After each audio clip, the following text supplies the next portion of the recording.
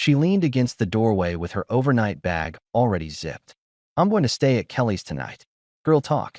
We'll probably be up late. 10 years married, and that was a first. An overnight to gossip. I was halfway through tightening a leaky valve under the kitchen sink, wrench in hand, water in a shallow bowl. I looked up, eyebrows up too. That new? I asked, not unkind. She shrugged. You want me to text you every hour? It's fine, Ethan. Don't be weird. I wasn't being weird. I dried my hands on a dish towel. Have fun. She kissed the air near my cheek and left. The door clicked. I listened a second too long, like the house might tell me something. It didn't. I went back to the valve and told myself not to read into it. If I'd known where it was headed, I would have grabbed more than a wrench. When she got back the next morning, she moved around the kitchen like a breeze. Eyes bright, hair done, too done for sleeping on a friend's couch. How's Kelly? I asked, cracking eggs into a pan. She's fine, Laura said, scrolling her phone with her thumb turned away from me. We talked forever. I'm exhausted. Seems like you got a blowout at 3 a.m. She laughed, quick and flat. You're observant today. I live here. I slid an omelet onto her plate. She took a fork, poked it, didn't eat. I'm not hungry, she said, and drifted off down the hall. Nothing to chase. Nothing to fight. Just a note you tuck away so you recognize the next one. The next one was 2 days later. Late. Then later. Then the same overnight story, but with a new name, Maddie this time. Then the phone turned face down, notifications off. She used to leave it everywhere. Now it had a shadow. I'm a contractor. I keep lists, supplies, deadlines, people who pay on time and people who don't. I started a new list I didn't name. Sleepover, first time in 10 years. New hair, new perfume. Phone face down. Late nights. Each line separated by a sandwich bag of silence. I wasn't fishing. I was counting. One night during dishes, I said, "We still on for Saturday?" Dave and Leanne invited us for the game. She didn't look up from her phone. Maybe. I might have brunch with the girls. The girls is a big category. Saturday's been on the calendar 3 weeks. Ethan, relax. It's not that serious. It's on our calendar, I repeated. That's as serious as I get. She smiled at the screen. I'll let you know. I took the sponge, turned off the tap, and made a different plan. Rule 1. If my time isn't respected, I reassign it. I called Dave that night. Change of plans, I told him. I'll swing by solo. You still good with that? Always, he said. Leanne will set another place. Everything okay? Not sure yet. Put me on the deck, not the couch. I want to be in the breeze. Copy. Saturday came, and I showed up to Dave's with ribs and my own folding chair. Dave slapped my shoulder at the door. Look at you, he said. Self-sufficient. Leanne peered over his shoulder. Where's Laura? Brunch, I said, setting down the ribs. Different sport. Leanne's mouth made a little circle, then a polite smile. Well, you're here, she said, and squeezed my arm. The guys drifted toward the TV. I set my chair near the deck door and texted Laura, I'm at Dave's. Seats saved if you make it.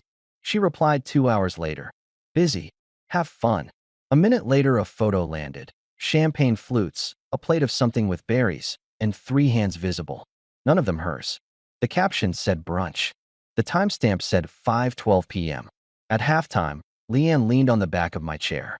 Everything okay? She asked again, quieter. I'm collecting data, I said. Not panicking. That sounds like you. It's working so far. When I got home, Laura was on the couch laughing at some show, socks off, blanket over her lap. She glanced at me, then at the TV. How was it?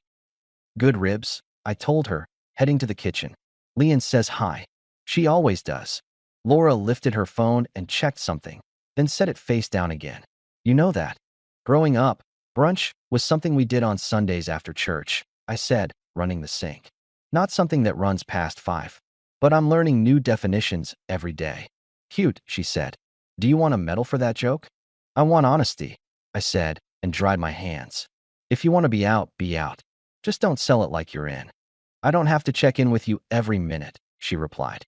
You don't, I agreed. And I don't have to keep seats at other people's houses either. She rolled her eyes. Here we go. No, I answered calm. Here I go. I slept fine that night. She picked up her phone at 2:11 a.m. in the dark, and the screen made a blue square on the wall. She stood and went to the bathroom. The door didn't close. A whisper. A laugh. Water running for cover. Enough. I updated the list on my nightstand. 2:11 a.m. secret call. Then I slid it in the drawer.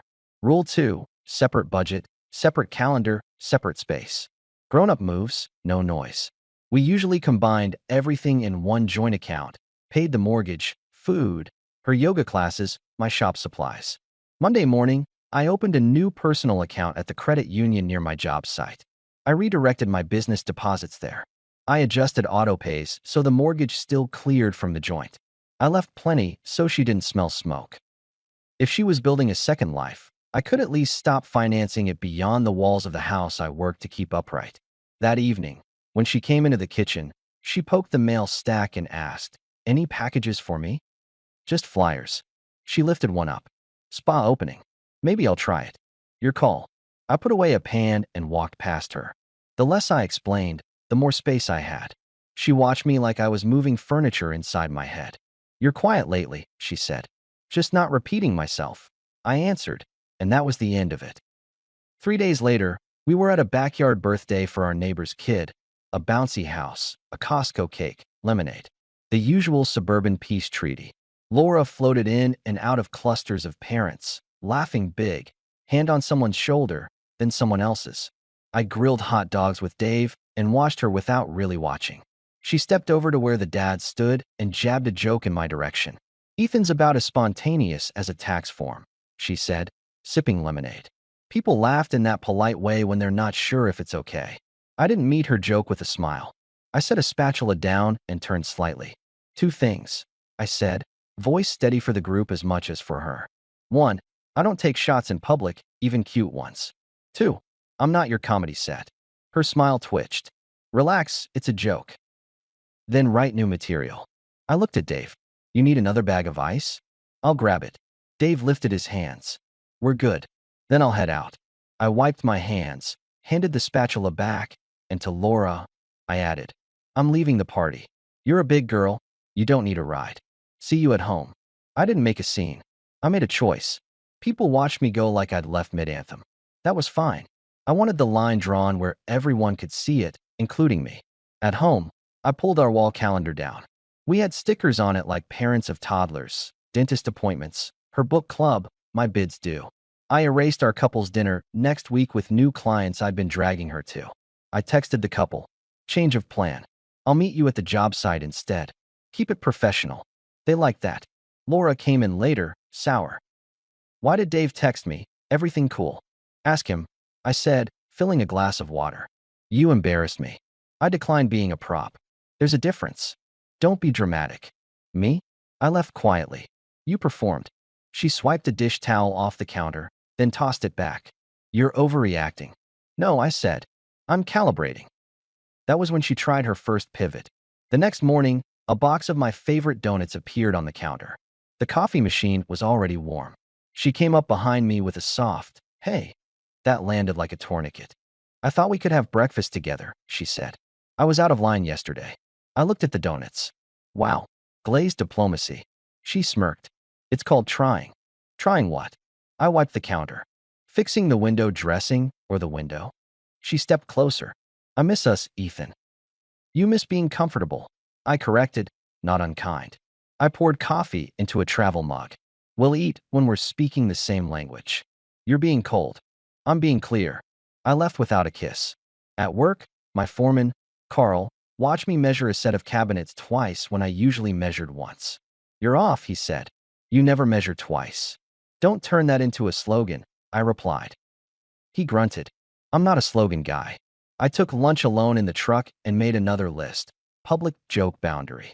Next, test. Because once you say no to one thing, you get more of them to test if the no is real. It's the physics of people. That weekend, the girls needed her again, apparently. She left in a hurry, perfume thick enough to count as a passenger. I let her go. Then I did what I don't like doing. I followed. Not down every alley. Not breathing into a paper bag. Just close enough to put facts where my gut had been humming. She drove downtown, parked 2 blocks from a wine bar, and walked the rest. I parked around the corner and stayed in the truck until she went in. A man met her at the door. Hug. Not a friend hug. A put both hands around her back and hold hug. They took a high top by the window, sat too close for strangers, talked like the room faded. I watched for 10 minutes exactly. I watched enough to know what I was looking at. Then I stepped out, used my phone, took 2 photos through the glass because life is easier when you don't have to explain. I didn't confront them. I wasn't on a TV show. I got back in my truck and drove away. On the way home, I passed the credit union and made one more stop. I moved our emergency savings to the personal account I'd opened, leaving the joint healthy enough to hide the surgery, mortgage, utilities, groceries. The lights would stay on, but I wasn't funding Champagne Thursday for two. Then I did the paperwork at my office to remove her access to my business line of credit. Nothing dramatic, nothing cruel, just limits. At home, I made dinner for one. Steak, salad, water. I set her plate inside the oven so it wouldn't look like a production. When she came in at 11:30, she was light on her feet and light on content. How was it? I asked, loading the dishwasher. Good, she said, shoes kicked off. We laughed so much. You know, girl stuff. I nodded at the oven. There's food in there if you want it. She opened it, saw the plate, smiled down. Thanks. No problem. She took one bite standing there, then wrapped it in foil and stuck it in the fridge. I'm not hungry. Yeah, I said. I figured. She studied me for a second, then tipped her head. You okay? I'm making adjustments, I said, and put the last glass in the rack. There's a phrase people like to use, it'll blow over. But wind never fixes the porch. A man with a hammer does. I booked an appointment with a family lawyer 2 days later, quietly, like I was ordering mulch. I learned what I needed. How to file, how to protect the house and the shop, how to keep it from turning into a bonfire. I filed. I did it without announcements. I set up mail forwarding for one envelope to my office. I copied what needed copying. I slept on my side of the bed without making a speech about it. That week, she got warmer. It was not random. People don't just switch to summer in the middle of February. She asked if I wanted to try a new restaurant Saturday. We have a game night at Dave's, she said. We can swing by after. You go, I answered. I'm working late. She came up to me at the garage door while I was sharpening a chisel. Ethan, come on. I'm trying here. I see you trying, I said. I'm working too. Different projects. She frowned. What does that mean?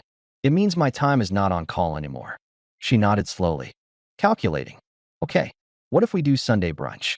She smiled with that sideways angle I used to find cute. No girls. Just you and me. Somewhere by the water.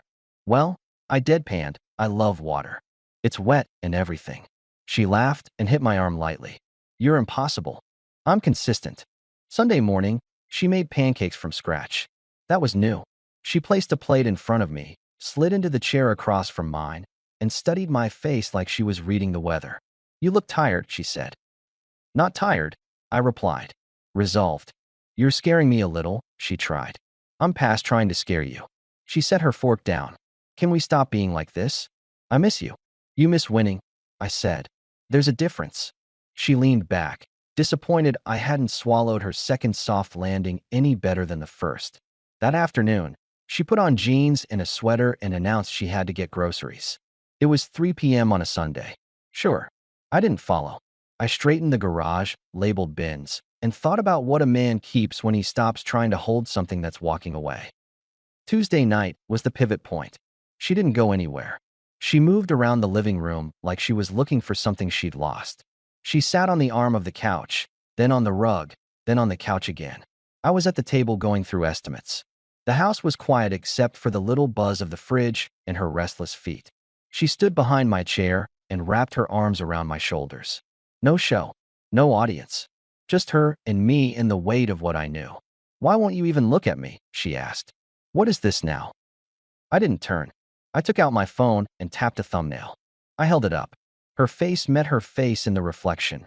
Her at that high top, shoulders angled toward a man I didn't know, their heads tipped together. The second photo had her hand on his arm, easy, familiar. I don't look at you, I said, because when I do, I see an empty space. She froze, then blinked, then let go of my shoulders like they were hot.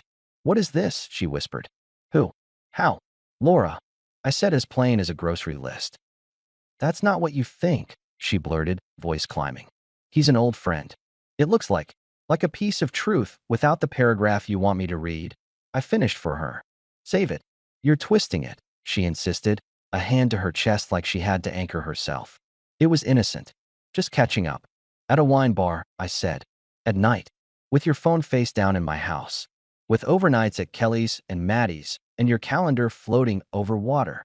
This is crazy, she said. You're making a story. I'm finishing one. I stood and took my phone back. She grabbed my wrist and started to cry. Ethan, please. Listen. Please. It's not what you think. I would never. Then stop, I said, my voice steady enough you could hang a picture on it.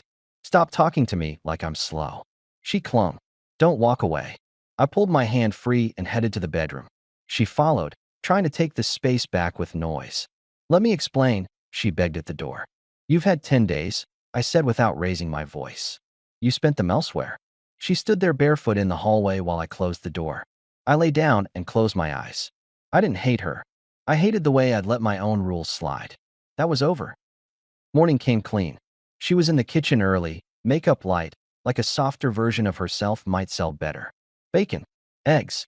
The table set. She sat with her hands folded, the plate steaming in front of my chair like a signal. Good morning, she said. It is, I agreed, poured coffee, stayed standing. Can we talk? She asked. We can be efficient, I said. She flinched but held her ground. I made breakfast. Sit down, please. I shook my head. Don't expect to keep telling me stories. I'm not listening anymore. If he was a friend, you could have said it up front. Instead, you chose overtime with girls and late nights. Pack your things. Be out by tonight. Papers will be in the mail tomorrow.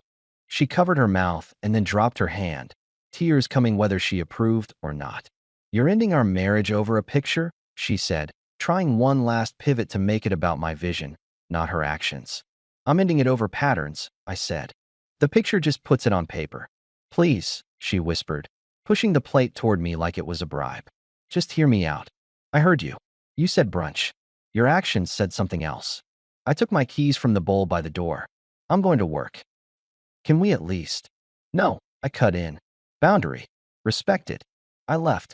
The door closed behind me, and the morning felt like air after a long dive. The day at the shop was calm. Denise in the office handed me an envelope that had arrived like we planned. You sure? She asked, watching my face. Yeah, I said. I'm not angry. I'm done.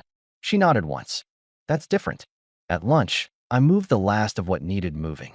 I revised my beneficiaries. I changed the garage code. The house key she had still worked, but it wouldn't after tonight. Logic, not fireworks. When I came home, her suitcase sat by the door and a laundry basket of folded clothes beside it.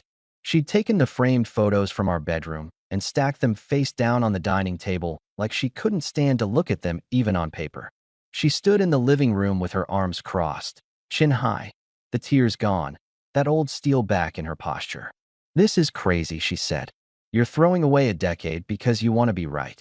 I'm protecting the rest of my life because I want to be respected, I replied. Be out by 8. You don't own me. Correct, I said. That's why you can go. She huffed a laugh. You'll be back. You'll realize you overreacted. If I overreacted, I said, you'd be explaining a book club at a wine bar with a stranger, and I'd be nodding like a sap. That won't be today. She tried one more angle. I'll call your sister. She'll talk sense into you. My sister's busy, I said. And this isn't her house. You're unbelievable.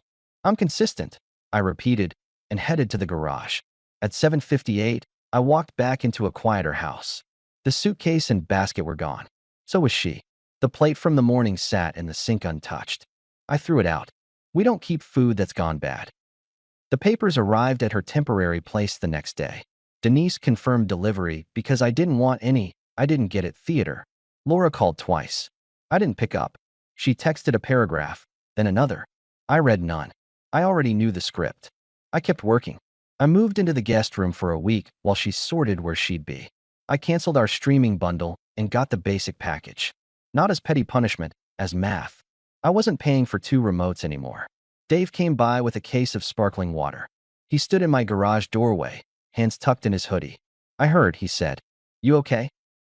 I'm cleaner, I said. And I'm busy. What do you need? Nothing, I answered. Just for people to accept this isn't a stage show. It's a decision. You got it, he said. We're here if you want to sit on my deck and watch the street do nothing. That sounds decent. A week later, I found a note in my mailbox from Laura, just a line about needing to talk. The ink pressed hard enough to ghost onto the paper under it. I recycled it with the grocery ads. The process moved the way processes move when you've done your homework and you're not improvising your values. She tried once more with sweetness, a voice message where she sounded like the woman I met at a 4th of July barbecue years ago. Light, teasing, a too easy reminder that memories can be edited. I didn't play it to the end. I deleted it and went back to building a custom bookcase for a client with a reading room. Something sturdy to hold weight. She showed up at Dave and Leanne's one night, knowing I was there helping fix a fence panel. It was the first time we'd landed on the same square since the door closed. Leanne opened the back gate and glanced at me like she was bracing. Laura stepped in, small smile, hands together like she was bringing tea to a table with no cups. "Can we talk?" she asked. I leaned on the fence post. "No," I said. In front of Dave. In front of Leanne. No volume. No performance. Just a boundary where my life now lived. She looked at them like they might help. Leanne shook her head, gentle but firm. "This is their thing," she said. Laura's smile broke a little. "You won't even give me 5 minutes?" she asked me. "I gave you 10 years," I answered. "We're square." She exhaled, shook her head, and walked away, the gate clicking behind her. Dave raised his eyebrows at me like, "You okay with that?" I nodded. The moment wasn't for drama. It was for confirmation. On foreign soil, the line still held. When the day came to sign the last page, I went alone. Office. Pen. Paper. No confetti. No sad playlist. Just my name where it needed to be. We split what needed splitting. I kept the house and my shop. She took what she brought, and a few things she argued were hers by habit. We weren't in a courtroom. We were in a building where people who have finished their sentences go to put periods. I stepped back into the sunlight feeling exactly like myself. After, I drove to the lumberyard and loaded maple into my truck. At home, I planed boards until the edges fit like they were meant to be neighbors. The sound drowned out the noise in my head better than any speech could. People always want an epilogue. They want to know if the villain trips on the last step or finds a new castle. A month after the papers, I ran into a mutual friend at the hardware store. He looked at me like he was about to ask if I was okay, then thought better and said, "Heard from Laura?" "No," I said. "How is the weather over there?" He snorted. "Cloudy. That guy you photographed?" "He's a past tense. She was telling people it was complicated." He disagreed. "Imagine that," I said, picking up a box of screws. "Sorry, man. Don't be. It's simple now." At work, I took on a big remodel on the north side. It paid well and kept me out of my house enough that when I was home, I enjoyed silence like a companion. I started going to the gym again at 6 in the morning with my buddy Mike from high school, who talks at a volume only forklifts appreciate. He never asked for details. He just grunted rep counts and dropped heavy things. Perfect. The house got cleaner. The guest room became an office. I bought a used pickup with low miles and didn't tell anyone like it was a secret. I enjoyed a Saturday on my deck with coffee and a dog-eared novel my father left me. Denise from the office started bringing me extra sandwiches she overmade and left them on my desk with no note. A woman from a client's design team said, "You're easy to work with," and I took it at face value instead of twisting it into a puzzle. I still see Laura sometimes, across a grocery aisle or in a car 2 lanes over. She has a look like she's lost her keys, even when she's holding them. We don't wave. We don't play the innocent game. There's nothing to win. I don't hate her. I don't know her memory more than the facts. If you want the last line, I gave it already, in my kitchen, the morning after the photo. But I'll give you the other one, the opener that ended it as clean as I could make it. You can't keep telling stories to a man who lives by lists. Lists don't lie, even when people do. So here's mine, final version. Signal, an overnight to gossip for the first time in a decade. Response, I reallocated my time, then my money, then my space. Escalation, public jokes, late nights, silent phone. Boundary, public and private, dusted with powdered sugar but not sweet. Proof, 2 photos I didn't want to take and didn't need more of. Decision, papers printed, signed, mailed. Consequence, she packed by 8. I slept well by 10. Update, I still own the house, the shop, the quiet mornings. She's somewhere else, figuring out brunch without a caption. I'm not bitter. I'm busy. That's the difference between men who chase and men who build. I'm done chasing. I've got a deck to stain, a truck to maintain, a ledger that balances, and a rule book I stopped bending. Not for anyone, not anymore.